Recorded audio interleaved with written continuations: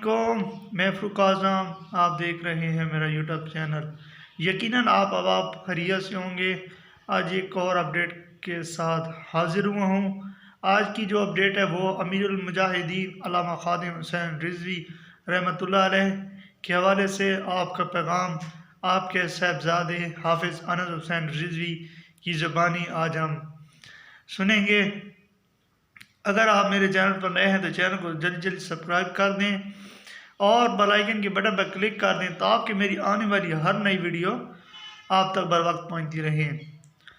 آج امیر المجاہدین علامہ خادم حسین رضوی رحمۃ اللہ علیہ کے صاحبزادے نے بیان فرمایا اور آپ نے امیر المجاہدین علامہ خادم حسین رضوی رحمۃ اللہ علیہ کا پیغام بھی دیا کہ علامہ خادم حسین رضوی رحمۃ اللہ علیہ آپ نے کتنی محنتیں کی حضور علیہ السلام کی دین کے لیے۔ آپ نے جیلیں کاٹیں، صحبتیں، مصیبتیں سب جھیلی، اس کے باوجود بھی حضور علیہ السلام کی دین کی بات کی، نہ کہ اس نے اپنی بات کی۔ اور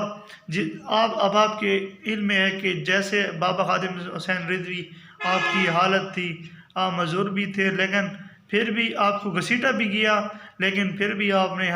دین کا کام نہ چھوڑا اور آخری دم تک حضور صلی اللہ علیہ وسلم کے دین کے سربلندی اور حضور صلی اللہ علیہ وسلم کی عزت و ناموس کے لیے پہرے دار رہے۔ اور ان کا جو پیغام علامہ حافظ انس حسین رضوی کی زبانی کہ آپ نے فرمایا ہے کہ بابا جی نے اتنی مصیبتیں جھیلنے کے باوجود بھی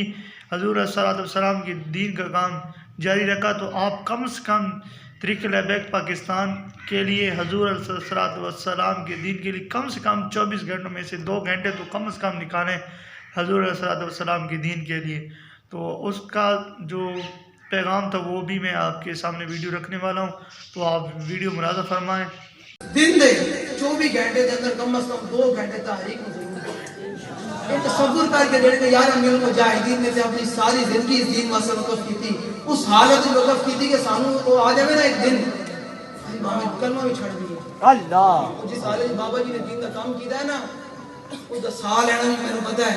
یہ پھر گھر دے بندے سانوں پتہ ہے بابا جی نے کس حالت میں بیٹھ کے دین کا کام کیتا ہے۔ آج تو بعد نیت کر کے جاؤ کہ کم از کم 2 گھنٹے سے تحریک میں ضرور تھے۔ آپ احباب کو علامہ حافظ انس حسین رضوی بابا جی کا پیغام لے کر جو آئے تھے سمجھ آ گیا ہو تو السلام کے تمام امتیوں سے یہی گزارش ہے کہ آپ حضور علیہ السلام کی دین کی سربلندی کے لیے جتنا ہو سکے کوشش کریں اور اپنی لیڈرز کی عزت کے لیے نہ باہر نکلا کریں، صرف اور صرف اللہ اور اس کے رسول صلی اللہ علیہ وسلم کی بات کیے کریں اور حضور صلی اللہ علیہ وسلم کی عزت و ناموس کے لیے نکلا کریں۔ اپنے لیڈروں کے لیے کسی قسم کا اپنے اوپر ان کو سچا بنانے کے لیے جھوٹ نہ بولا کریں، صرف اور صرف وہ حق بات کی کریں جو حقیقت پر مبنی ہو، نہ کہ آپ جھوٹ اور پروپیگنڈا کریں۔ میری تمام مسلمان بھائیوں سے بھی یہ ریکویسٹ ہے، چاہے جس پارٹی سے بھی تعلق رکھتا ہے، ٹھیک ہے جی، اپنے لیڈر کے لیے جھوٹ ٹی خبریں نہ پلایا کریں، نہ جھوٹ بولا کریں۔ کل قبر میں یہ کام نہیں آئے گا، کام آئے گا تو حضور صلی اللہ علیہ وسلم کی عزت پر پہرا دینے سے، حضور کی دین کو تخت پر لانے کے لیے اور حضور صلی اللہ علیہ وسلم کی دین کا کام کرنے سے۔